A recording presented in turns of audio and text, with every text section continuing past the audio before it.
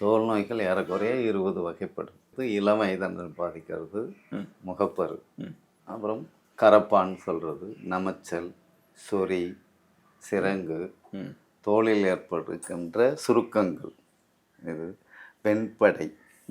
வெண்படை கரும்படை ரெண்டுமே இருக்குது. இது இல்லாமல் வெண்குஷ்டம்ங்கிற நோய் ஒன்று இருக்குது. அது திட்டத்திட்ட வெள்ளை வெள்ளையாக இருக்கும். பொதுவாக அது உதட்டில் தான் ஆரம்பிக்கும். அது வந்தவங்க ரொம்பவே வெளியில் போகிறதுக்கே ரொம்ப யோசிப்பாங்க. அது மாதிரி இருக்காது. இது இல்லாமல் தோல் புற்றுநோய்கள் அது ஒன்று இருக்குது. காலில் ஏற்படுகின்ற புண்கள் அடிபட்டதாலும் ஏற்படலாம், சர்க்கரை நோயாலும் ஏற்படலாம்.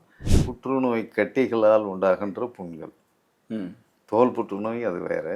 புற்றுநோய் எங்கே வேணுனாலும் வரும். நகம், முடி, பல்லு தவிர, ஹார்ட்டு இது தவிர மற்றபடி எங்கே வேணுனாலும் வரும். புற்றுநோயால் வர்ற கட்டிகள் இது மாதிரி ஒரு 20 வகைகள் வரும்.